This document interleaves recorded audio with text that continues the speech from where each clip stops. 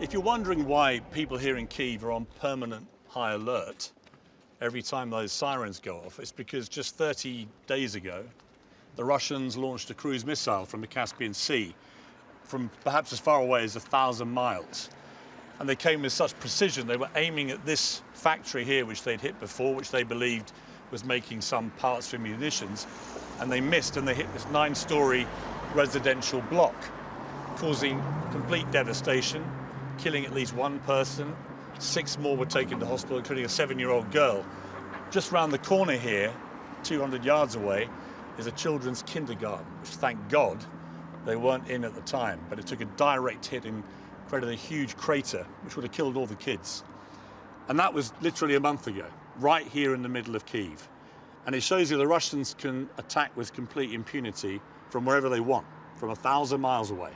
And they can hit this directly. Here you've got a dentistry. And people living here, just old people, young people, it's a very normal residential block in Kyiv.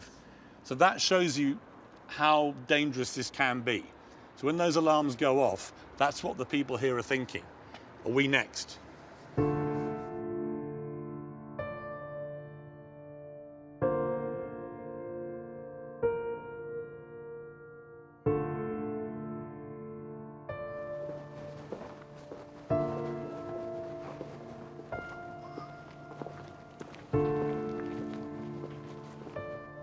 This is round the back of the building.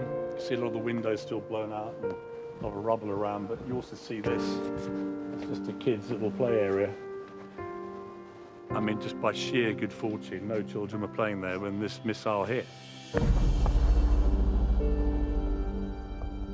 A missile, again, that came from 1,000 miles away to hit the building next door, but it hit this one. That could have been full of kids.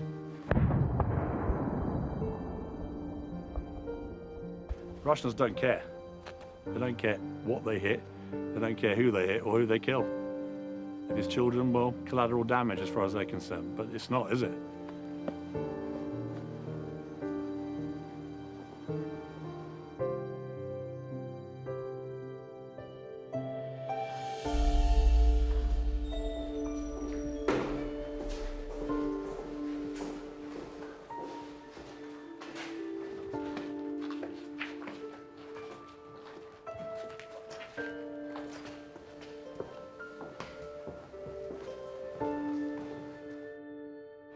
I think it's only when you get into one of these blown out apartments, you just realize what's happened here. This is somebody's life, a family's life, perhaps. You know, you see a booklet down here, a weekly planner, a DKNY purse, a beauty bag, a welcome mat. It's just normal stuff in people's lives, but who were these people? Who was this family?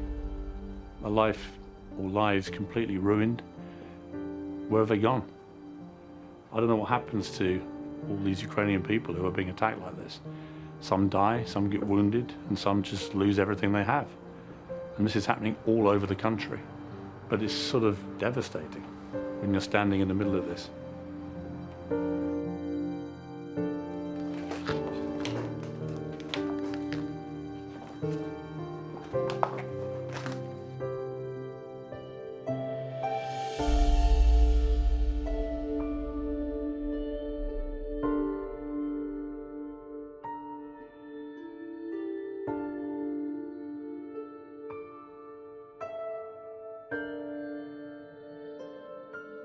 So I've just bumped into these two young ladies, and you're both Ukrainian, and you actually have been renting this apartment on the second floor there for the last 3 years. But you weren't here, thank God, when this missile attack happened. Where were you? We actually been with our parents staying in Rivne city. And we were woken up by the alarm. So, you know, this like Ajax system, they send you alarm if something happens to your apartment. And there was like fire, fire, fire. And then...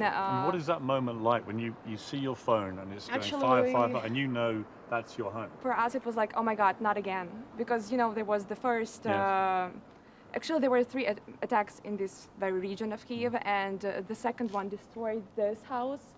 and Over there. killed one woman. And on the Our first windows time, our broke. windows were like, they've fallen out. So when we woke up, First time we already had that alarm and we understood that that was an explosion here. but we didn't assume it could be that bad. But if you'd been here that day, you might have been killed by that. Yeah. I mean, hopefully we're like, so if we, we're hiding, in the back of the in apartment, the back of the apartment, would be probably we would be safe. But we've seen that the doors in our apartment, they were pushed out pushed with out the with the wave. explosion wave. So How old are you both? at 22. 23. I mean, I can't even imagine what it must be like for, young people Yeah. living in what was a very free, democratic country. Country, amazing city. Kyiv. Amazing city, beautiful architecture, and then suddenly you're attacked by Russia, Yeah. and this is now the new normal for you. What's it like for you? It's devastating. We sometimes do not believe that we live in these circumstances. Yesterday we spent the whole day in Kyiv too, and we were walking, seeing those sights, people, and then we hear the air raid siren, and Yeah. you're like, okay, let's go hide. And this is like, it's overwhelming. And it's not fair. Actually, it feels like someone is taking your life Yeah. and you cannot control, you cannot plan anything. Literally, we've done like this period of our lives, like 22, 23 years old. It's when you actually start everything, start planning, start doing. Building the future, Yeah. The everything. whole life ahead of you. Yes, And then but any it's not. moment you could be, Yeah. it could be taken. Yeah, but we feel like we cannot plan anything because we yeah. don't know what we can do tomorrow. Where can we stay tomorrow? Will we rent an apartment? Will it be bombed? Can we stay Again. with our parents? When or, you hear those alarms, because I heard two this morning. I was Yeah. in my hotel, it's only a mile and a half away.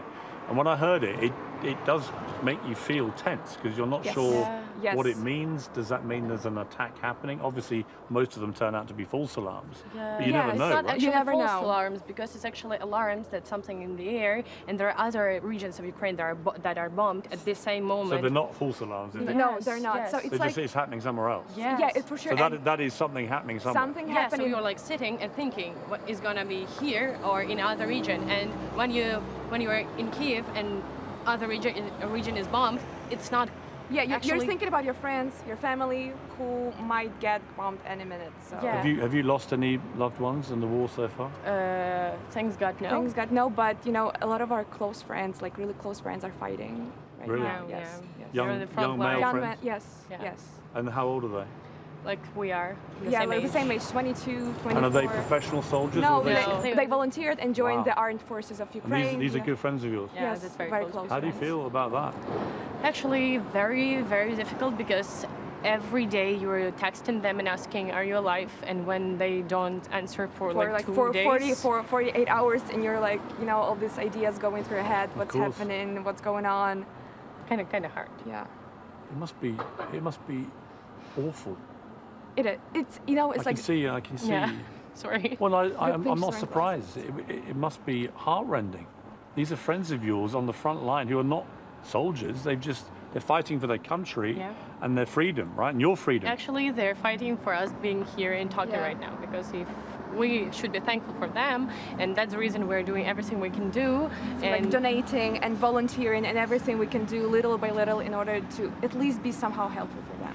As is human nature, the world is no longer as focused on Ukraine as maybe it was several months ago. Yeah.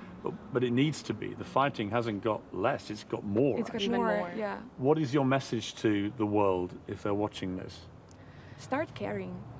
We're fighting not only for freedom of Ukraine, but for the freedom of Europe, for the freedom of the democracy and the rule of law and everything. And actually, we think you cannot resonate with us, you cannot feel the same, definitely. But if you just imagine that any minute, even now, It can happen to you, maybe it will give some more Perspective. clear, perspective. Well, in London, obviously in World War II, we had the Blitz. Yes. We had yes. German bombers coming over doing this to our building. So Londoners with long memories who are elderly, they remember this happening in my capital city. But the idea of it happening now in 2022 in a European city is just an extraordinary thing that this is happening again. Yeah, this Yeah, is why, it's like, just- when we were told, like, the war might happen, the full invasion might happen, we did not believe it. On the 23rd of February, we were just talking like, no, everything's going to be fine. We were here, Yeah. yes. So, and we were woken up at 5 a.m. By explosions around the city. And we're like, well, what's happening? And then we start checking, and they're like, yeah, the full invasion. Terrifying. Terrifying. When that convoy was coming into, nearer and nearer to Kyiv, I remember watching that and thinking, what must it be like to be in Kyiv and seeing the television pictures of this thing coming towards you, 40 miles long? You even do not understand. You also Don't- like yes. stare and do not know what to do. And the thing is that Russia is doing this not only to get the territories, I don't know, all the reason they're like thinking and the main thing that this is a terrorist state and they're just killing our homes. So it's like 9/11 happening all over again every week. Yeah. What do you feel about Vladimir Putin? I don't think there's a word that can describe this feeling, like hatred. Like we do not consider him as human a being, human yeah. being. Like I don't think he considers Ukrainians to be human beings. I don't think he cares, does he? like does he care about anything in the world? In the world, yeah. He doesn't care about Russian people I don't want to. as well. Yeah, I don't. It might sound weird for me, but he's a psychopath, ruling a whole country of people who support him. Yeah, it's not only like his fault, and we do consider that that is a war not between Putin and Ukrainians. and Ukraine. A lot of people in his country support him, and that also speaks a lot. Well, they believe he's, repressing Yeah. Nazis and fascists, Yeah. and Yes, helping the Ukrainian people. But we should say that Says he's liberating it. It's, and at some point you're like, it's ridiculous. it's ridiculous. We've been having like amazing life with a democracy in our country, with a lot of future. We stayed here as like we didn't go to study abroad. We stayed We in decided to stay in Ukraine because that's our country. This is the only country I know, and this is the only country I want to live in. When we look on from the UK and other countries, the spirit of the Ukrainian people, the resilience, the will to win, the will to repel the Russians. Because It's quite extraordinary. Where do you get this from? that's in our blood. Yeah, it's our nature Yeah. because that's our home. And I actually every day I'm wondering with these people who are fighting with our country, and I even wake up and think, why are we so strong? Yeah, How we it do it, happens? yes. But probably it's because our ancestors they did the same for us. Yes. So we have to do Yes. this for our What children. do you think of your president Zelensky? Actually, we're we're proud of of him, him, Yes. and we are proud of how he's actually holding the whole how he country communicates together. to the whole, how he unites the country, and how he talks to people abroad. I heard him speak yesterday at the, It's at the- magnetizing, the you know, summit for yes. Thursday. Well, he has a power of his rhetoric, and it reminds British people of Winston Churchill in World War II. Yes, we also where see just this through resemblance. the strength of his communication, he Yeah. can rally the country. Yes. We have to say that he actually represents our feelings, not vice versa. We're not like standing behind of him. He is representing our thoughts. Yes. So that's probably the main idea why is he so powerful, because he represents the whole country. Some people He think speaks for the Ukraine nation. should just let the Russians take. Oh no. No, the no, no, Donbass. no, no, No way. no way, no We way. paid like too high price Yeah. for this. Too many people have died for freedom, so we cannot let them down right now. So it depends on us. Yeah. Do you think you'll win? We we- know, we know. sure. Yes, We're yes. definitely sure. I wish you all the very best of luck. Thank you. I Thank you really so do. much. We're all right behind Thank you. you. Thank you so much for And everything you're to doing. come here and hear your stories is very moving. Thank you. And I'm so sorry you've got to go through that. I have 3 sons in their 20s, a young daughter younger than you, but I can't even imagine them being suddenly enlisted to go and fight for their country. I heard about these stories in World War II, but you just don't imagine it in this day and age. And the fact you have these good friends in their early 20s who've never had to fire a gun in anger, and they're now on the front line risking their lives Yeah. for all of us is an amazing thing. Yeah. Yeah, thank you. That's the only thing yeah. we can say. Best of luck to you. Thank you, Thank you Thank so you for your much. time. Thank you for Thank you. doing.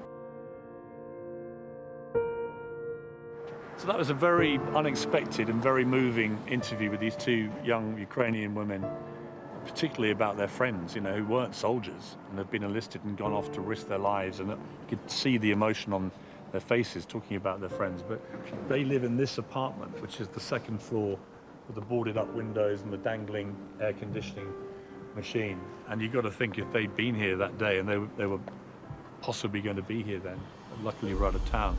If they'd been there, would they have survived? Maybe not. Other people were killed in that attack. So I thought that really brought it home, actually. what it's like for these particularly young Ukrainians. I mean, I thought when she said that they can't plan for anything. They can't plan for anything in their lives. Because how can you? You may not be alive next week.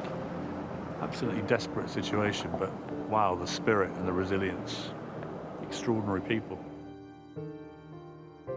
It's been pointed out to me just now that there is some interesting lettering on one of these boarded up apartment windows here, and it's very specific.